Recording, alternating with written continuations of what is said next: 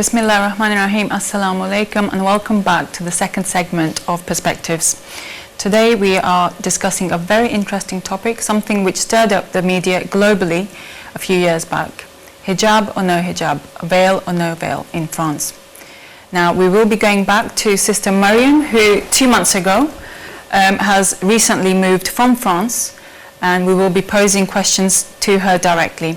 Please remember that this is a live show. Should you wish to pose a question to any of our panel guests or simply make a comment, then please do call in or email us on perspectives@ahlulbayt.tv. Assalamu alaikum. Alaikum. Sister Mariam, you were born in France? Yes, I'm born. Yes. And you moved recently? Yeah, 2 months ago. 2 months ago. When this, you are aware of this legislation, 2004? Yeah. A few years ago, when law came in that you couldn't wear hijab in schools. Yes. I don't want to ask your age, how old you were, but were you in school at this time? At this time I'm very younger, but okay. My moms and my auntie go at school in this year, and they are affected by this law. And when you then moved to secondary school? I have to take off my hijab. You had to take off yes. the hijab? Okay. Tell us a little bit more about that. How did that make you feel? Make me feel very oppressed, like someone take my liberty. I don't. It's very. You suffer in your, inside. Yeah, when you go at school, in the door, you have to take off your hijab. All people see your hair, and pupils in the beginning of the year, pupils and teachers don't know you. Yeah. And when they see you without hijab, they talk with you normally, and when they know you wear hijab, they all time say something to make you angry. Okay. And to make you cry. What, something about your religion? Or? Yeah, all time they talk about religion all time, and you said they ban symbol. Yes. Symbol, yes. But no, it's the lie, because my friends, they have a Christian symbol, and they don't have problem. Just Muslims girl have problem. Okay. How did that affect you when you saw this? You had to take your hijab off. There were boys in the class. How did this make you feel as a Muslim, as a human being, as a person? Like, it's very strange, because you lose yourself. You say, well, I'm wearing hijab. Boys see me in truth without hijab, and now it's very strange why I'm wearing hijab. Because as you leave school, then you wear hijab, you go home. Yes. Yeah. And in your mind, it doesn't make sense. And is it something how did your family feel? Because you're Muslim family, right? Yeah. How did your family feel? How did everyone cope? My family, they know it's very difficult for us, for Muslims girls. They know we don't have choice. Yeah. We can do nothing. If you want to change the law or something, you have to study and to have a good work, good job, to change the government. Well, you say that, but I'm not sure if your sisters are aware, but in the French National Party, 496 votes to 26 votes, 496 votes pro-ban hijab. So I agree what you're saying, that every person makes a difference, but when so much of the population is against this, then we become the minority of the minority, to be honest. But I agree, then you have to at least attempt to make a difference. I understand. Were there other people? Did you have friends who were like experiencing what you experienced? How did you stick together? No. How did you cope? No. In my school, we are just 2 girls, Muslim girls, wearing hijab, just 2. But a lot of my Muslim friends, don't wear hijab. They say, no, it's so difficult for us. It's impossible. We can't be, how do you say? You can be active. You can, you can do sports. You can go to school with your hijab. You can do nothing, and teacher give you bad Report. Yeah, it's very difficult. So you felt discrimination? Yeah, of course. It was something it's something you experienced firsthand, so it's right of you to express it. Okay. Now, do you have sisters? Yeah, but younger. They're younger. So your move from France, was that because of this reason? Yes. It was. So the whole family moved? No, just me. So you moved. What made you move? What did you decide? You were born in France all your life. You've lived in France. So what actually triggered this off? You finally thought, that's it, I'm going. How did you feel? I took off my hijab a very long time. When all of my study before the university, I said, inshallah, I finish this school and go to university, I can wear my hijab. But you can wear hijab in university, but not all studies. You can wear just in public university. If you want to do midwifery, nursing, veterinary, lawyer, you can't wear hijab in school. You can't. So no, even at university level, there are certain institutions you just can't wear. Okay. Yeah. But wow. How did you make that decision then? You just woke up one day and you said, that's it, I'm going to yes, because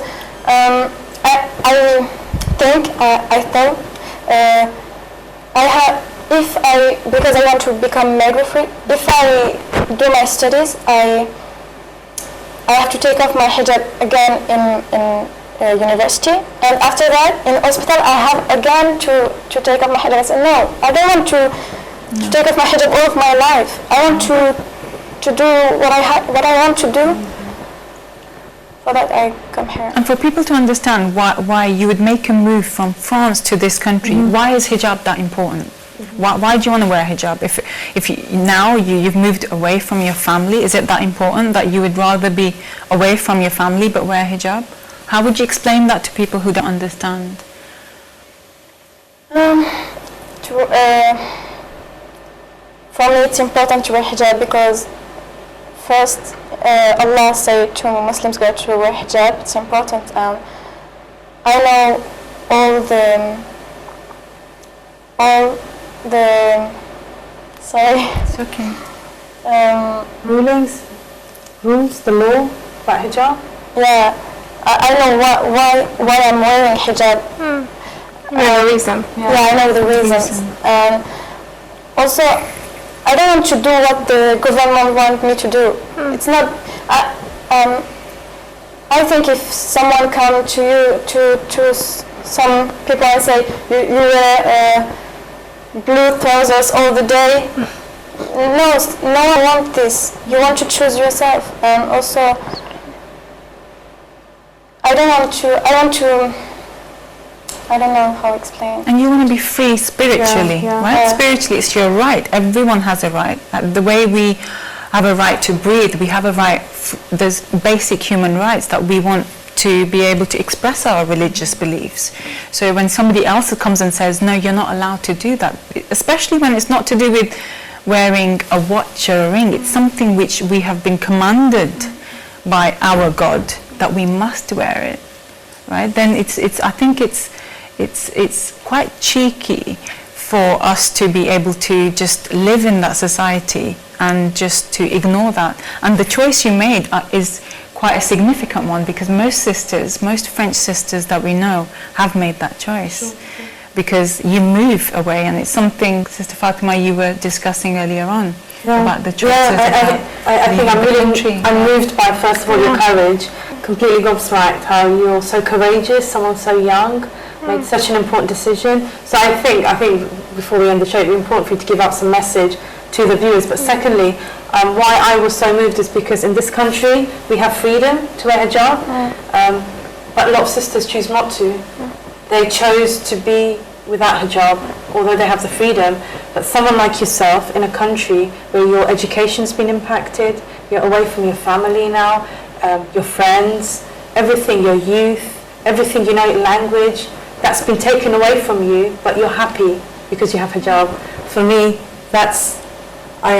it's very rare for me to be speechless, but I'm speechless. Alhamdulillah, you will be blessed. I hope the viewers, and I know a few people right now who are thinking about this transition and have approached me, I hope to God that you listen to the sister, because it's getting emotional. it's making me, I'm finding it really difficult.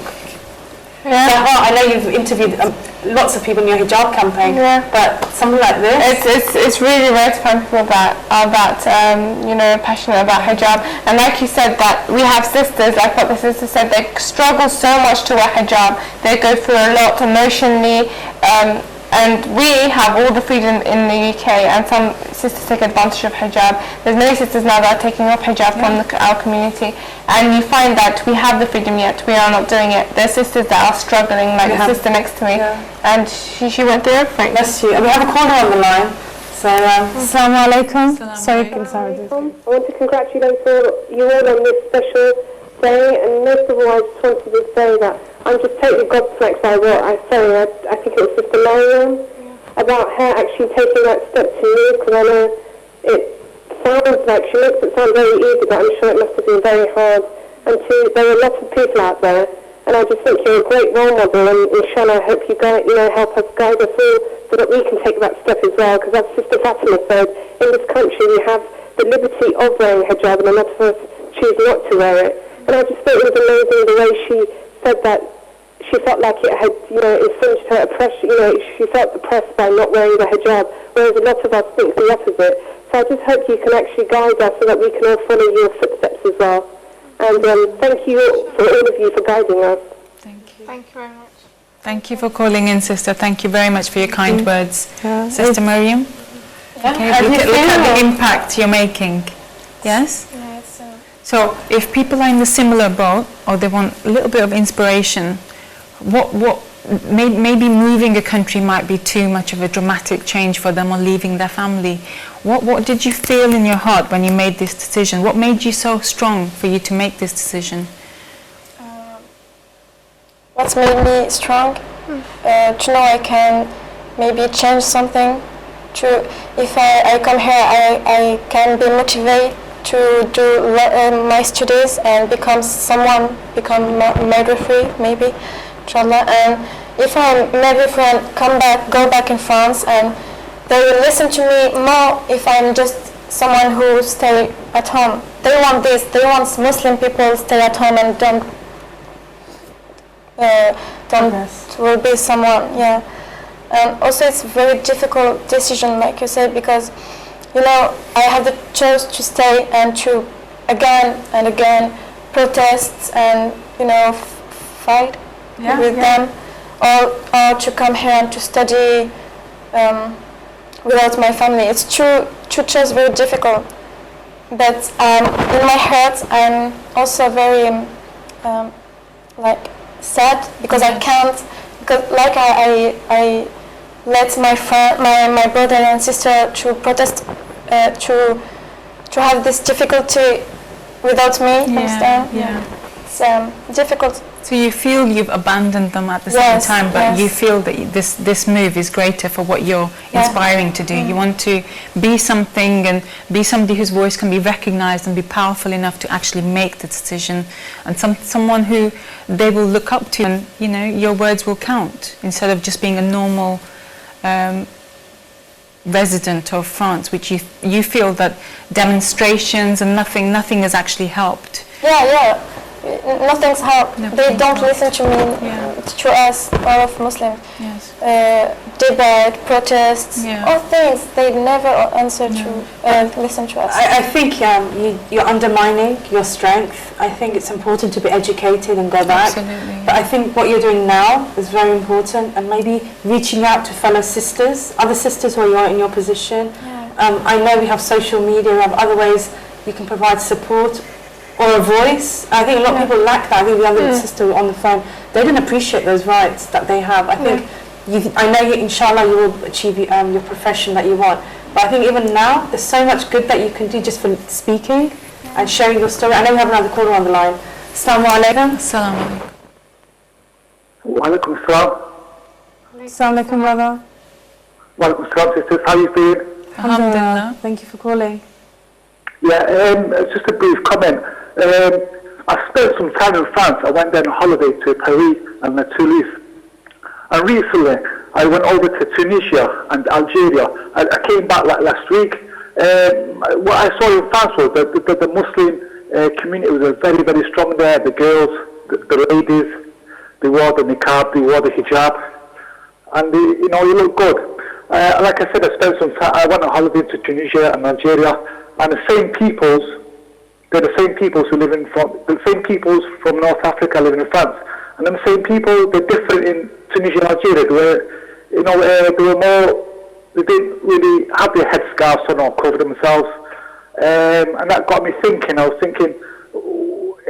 thinking later on about what you were talking about in France, hijab and no hijab. Thank you very much for calling in, brother. I think what brother was saying is very similar to the comment we mentioned, that it's different when you have a choice and you go to different countries and you see countries where hijab's allowed and how people are perceived and how they are actually seen or how they behave, and how in some countries where there are no restrictions, maybe not everybody sings from the same hymn sheet. I think the other point that brother raised there is, something that I picked up perhaps is in Tunisia, like he's saying, the way the sisters wearing hijab forms their identity. When you're in a Muslim zone or if you're around Muslims, it's something quite obvious and you can observe. But how do you see that when you're in another country? I think I find that quite difficult. How would we be able to pick up who's Muslim and who's not Muslim? Because at university, like you said, there's no one in hijab. It feels as though there's no trace of Muslims. So you can't recognise other Muslims. Am I right? Is that how it is? Yes. So you don't know who's a Muslim and who's not at all? Apart from names, perhaps. In schools you can't. Secondary school you couldn't tell because no one's allowed to wear hijab. Yeah. Some university where there's no hijab allowed, then you can't tell. Where there is allowed, you can obviously tell. Yeah. I think that people don't understand the importance of hijab, or they don't understand how valuable hijab is until it's taken away from them. So when if a law ever comes down in the UK that we're not allowed to wear the veil, then we'll actually know the importance of hijab. So what would you do then, Sahar? I think it's another question that I had for both of you. I think Mariam's a living proof that she did. But what does one do? I think when you feel like your hijab's in question, the way you operate as a Muslim is in question. That's true. Well, according to Islam, that if the state that you're living in or the country you're living in doesn't give you the rights to practice your religion in any sense, or just hijab prayer, then it becomes wajib upon you to leave that country in order to practice your religion, because it says Ardullah wasi'a, so the world is so big, so why would you confine yourself to one country which you're not allowed to express yourself? But I just want to go back to the thing you said about they banned every religious symbol, and as the sister said, the hijab was banned, but then she had friends wearing the cross, and it was so obvious. It's ridiculous that they said it was all religious. It was so obvious that it was directed at hijab, because even the president, Nicolas Sarkozy, he said the hijab is not welcomed in France. So he actually said it's not welcomed in France. So it's obvious it was directed at hijab in itself. I've actually read, I can't remember, a couple of weeks ago, the details of the list of all the things that are not allowed. And like you said, hijab just stands out. Because everything else, you can still be practicing and not wear some of the other symbols, but how can you be, within yourself? I don't know, the question I had for you is, it affects your religiosity, it affects your relations with Allah, it affects the way you pray, it affects everything. So it's not an option. Yeah. So how did that, did that make you feel very sad? How did that make you feel when you know that during the day you had to take your hijab off and then you weren't? Very angry. Yeah. Very angry. France, France, it's a liberal country. It claims to be a liberal. There's no religion. No, you can do all things you want, but it's the country. It's it's a prison. You can do what you want. Yeah. I think we've got the brother back on the line, the brother who called me. I think we lost him. Assalamu alaikum, brother. Apologies for losing you. Welcome, salam. I apologise. My battery on my mobile phone went dead. So I've had to replace my battery with my phone with a new battery. Right. Yeah, like I was saying. Yeah. So the Muslim female brothers that I saw in France who were wearing the headscarf, the gear, or holding the beards or whatever, I didn't see much as that in Tunisia or Algeria. I saw a lot of it in France. And when I spoke to these young kids, the ladies and the brothers and sisters, they seem to have a lot of anger and hatred towards the French people, and it looked like that the women wearing the hijab, niqab or beads was a sort of like rebellious sort of thing. And anyway, that's all I wanted to say. That's a good point. I think I've heard that before, brother. Thank you so much for calling back. Okay. And finishing that. Thank you. I've heard that before. I don't know if you've heard.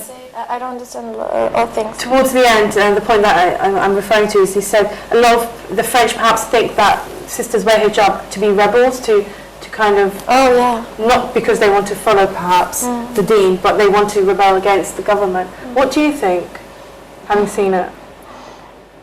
Yeah. Do people think that? Yeah, people think we want to be rebels, and also we are oppressed. Submission to the man.